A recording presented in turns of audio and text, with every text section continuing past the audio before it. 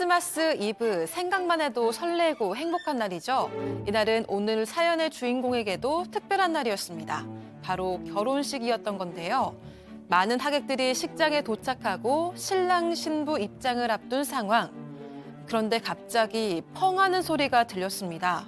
뿐만 아니라 바닥까지 갈라졌는데요. 지진이다. 하객은 물론 웨딩드레스 차림의 신부까지 겨울바람이 몰아치는 예식장 밖으로 도망쳤습니다. 도대체 무슨 일이 벌어진 걸까요? 자, 들으신 것처럼 결혼식장에서 갑자기 아수라장 이상한 소리가 팍팍팍팍팍 어떤 소리? 네, 이게 전북 전주의 한 호텔 예식장에서 난 소리인데요. 이 오늘 사건을 겪은 30대 신랑과 20대 신부는 5년 열애 끝에 지난 24일 결혼식을 올렸습니다. 당시에 이 1시 예식을 앞둔 상황이어서 이 대기실에서 대기하고 있던 상황이었고요. 하객들은 거의 대부분 현장에 도착을 했습니다. 그런데 12시 반쯤에 이 호텔 예식장 3층에서 갑자기 펑 하는 폭발음 소리가 들렸던 겁니다. 자, 그럼 말이죠. 여기서 당시 현장을 목격했던 목격자분의 긴박했던 그 목소리 잠깐 듣고 가시죠. 갑자기 뭐 하나가 엄청 크게 터지는 소리가 났어요. 펑 하면서 크게 터지는 소리가 나서 맨 처음에는 이제 천장에 있는 뭐가 떨어진 줄 알았어요. 그런데 소리가 계속 나더라고요. 이제 펑, 펑, 펑, 펑 한 5번, 6번 정도 소리가 났어요. 그렇게 되는데 이제 타일이 이제 올라오면서 계속 하나씩 올라오면서 깨지니까 거기 결혼식장에 있던 사람들은 건물이 약간 움직였거나 뭐 지진이나 이런 것 때문에 막 무너지는 줄 알고 누구 한 명이 이제 건물 막 무너지는 것 같다고 하면서 막 소리치면서 나가니까 이제 거기서 시작이 됐죠. 난리가 났죠. 막 다 뛰쳐나갔죠. 그 안에서 사진 찍던 사람들도 다 뛰쳐서 나갔고. 와, 양 변호사님. 이거 말도 안 나오네요. 진짜. 너무 익숙한 재난 영화에 너무 익숙하게 나오는 겁니다. 뭔가 어디서 소리가 나고 바닥이 갑자기 쩍쩍쩍 갈라지는 그 상황. 딱 그런 게 이 식장 안에서 재현이 된 거잖아요. 그 와중에 누군가 건물 무너질 것 같다니까 다들 이성을 찾을 겨를이 없었던 겁니다. 한꺼번에 막 수십 명이 이 계단을 통해서 3층에서부터 빠져나오고 사람이 많이 몰리니까 엘리베이터 못 썼죠. 아이들도 있었고요. 유모차 끌고 다니는 사람도 있었고 신부는 대기실에 있다가 지금 사파니까 저 정도지만 오창새도 제대로 못 추스리는 채로 웨딩드레스 차량으로 바깥으로 뛰쳐나갔다. 그 영하 날씨예요. 그때가 전주도 영하 12도였어요. 이제 크리스마스 이브에 최강 한파 서울은 14도까지 내려갔었잖아요. 그때 저런 거 나갔던 겁니다. 진짜 글자 그대로 난리가 났던 거예요. 이게 지금 그때 뭐 예식장 주변은 아닙니다만 전주 시내 모습입니다. 그 크리스마스 이브 그때 맞죠? 예, 24일. 자, 교수님 그러면은 그 모든 사람들을 예식장 밖으로 뛰쳐나가게 했던 그 소리의 정체는 뭐였습니까? 소리가 이제 바깥에서 들려오느냐, 그 위에서 들리느냐, 아니면은 아래에서 들리느냐 이것에 따라서 상당히 다를 수가 있는데요. 실제로 이제 폭발음의 정체는 바로 바닥에 있던 그 타일 바닥이에요. 갑자기 폭발음과 함께 한 번도 아니고 여러 번 하고 건물 타일 바닥에 균열이 쫙 생겼다는 거죠. 그러면은 이게 뭐죠? 이게 보통 지진 같은데 이런 거 있지 않습니까? 예. 그러면서 이제 어긋나면서 균열이 가고 이제 사람들이 거기에서 막 뛰어가지고 이제 벗어났는데 실제로 이제 영상에서 지금 보시는 것과 같이 평평했던 바닥 타일이 곳곳이 어긋나면서 부풀어 오른 듯한 그런 모습을 보이고 있는데요. 정말 그 대피하는 그 과정에서 또 다른 불상사가 나지 않은 것만 하더라도 정말 그 천만다행이라고 생각을 하는데 아마 거기에 계셨던 분들은 정말 무서웠을 거예요. 해외 토픽에 보면 저도 기억이 나는데 중동 지역에서 결혼식장에서 사람들 하객이 있다가 밑으로 쑥 꺼지는 그런 것들이 있었거든요. 그러니까 저런 것들을 보면 지금 안 그래도 뭐 지금 할로윈에서 사고 나고 하는 이런 것들 때문에 사람들 전부 다 트라우마가 있는데 맞습니다. 저런 상황이 되니까 얼마나 무섭겠습니까? 아니 왜 저런 거래요? 저도 이제 처음 알았는데 호텔 측의 입장을 들어보니까 너무 날씨가 추워서 바닥 타일이 급격히 팽창하면서 균열이 생긴 거다 이렇게 얘기를 합니다. 최근에 안전진단도 받았고 1년에 2차례 정기적 안전진단도 받고 있고 거기다가 이번 일이 터져서 25일 날 또 안전진단을 받았는데 구조적인 문제는 아니었다라고 지금 일단 얘기를 하고 있고요. 다른 지역에서도 이렇게 타일이 균열을 갖고 왔던 일이 생겼는데 19일 광주에 있는 한 6층 건물에서도 5층 바닥 건축재가 금가고 뒤틀려서 무너질 것 같았다. 뭐 이런 지금 기사도 저렇게 나오고 있습니다. 근데 이 조사 결과 이 예식장도 그렇고 이 광주에서 6층 건물도 구조적인 안전 문제는 아니다라고 하는데 이 건축구조기술사가 이제 이걸 조사하고 나서 이런 얘기를 하는데 이거는 꼭 좀 참고를 했으면 좋겠습니다. 실제로 구조적으로 안전에 문제가 없다고 하더라도 저 현장에 있었던 사람은 얼마나 놀랐겠어요. 아, 그러니까요.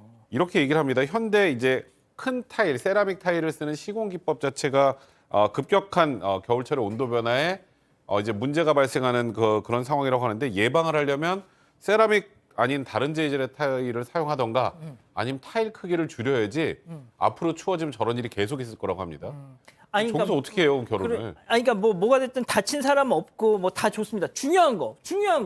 결혼식이 완전히 엉망진창이 됐잖아요. 네, 맞습니다. 한 차례 이렇게 큰 소동이 지나고 나서 결혼식장에 돌아와 봤는데요. 이 바닥 타일을 벗겨낸 뒤에 붉은 카펫으로 덮는 작업이 진행되고 있었다고 합니다. 그래도 결혼식은 올려야 하잖아요. 그래서 뒤늦게라도 식을 진행을 했는데 이미 하객들 대부분이 다 빠져나간 상황이었다고 그럼요. 합니다.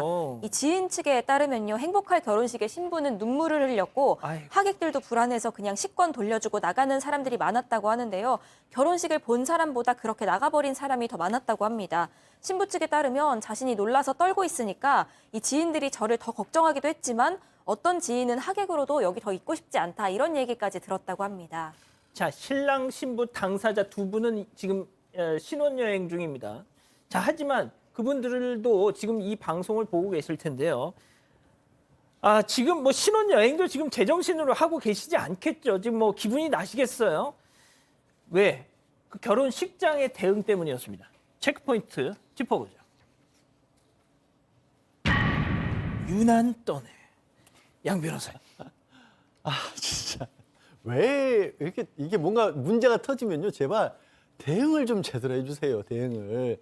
사람들이 그렇게 3층에서부터 수십 명이 우르르 빠져나가는 모습 이 식당 측에서도 봤을 거 아니에요. 그러니까 이 신부랑 신랑 신부 결혼식을 치르러 들어와서 그러면 이 하객들이 안심하게 안내 방송을 좀 해주거나 안내문이라도 여기저기 붙여서 걱정하지 마십시오. 겨울철 추위 때문에 그런 거지 저희 건물 안전합니다. 이렇게 해줬으면 식이라도 남은 시간에 치를 수 있었잖아요. 그거 좀 붙여달라고 그랬더니 아이고 유난 떠네 이랬다라는 거예요 지금. 물론 이건 주장입니다만 신부 측 주장입니다만 유난한다. 아니 유난 안 떨게 됐어요 지금. 예. 야, 이제 진짜 양 변호사님 저렇게 화내시는 거 처음 봤는데, 결혼식장, 그 식장 측에서는 이 안내 방송, 대피 방송 이거를 안 한 겁니까? 못 한 겁니까? 안 한 거죠.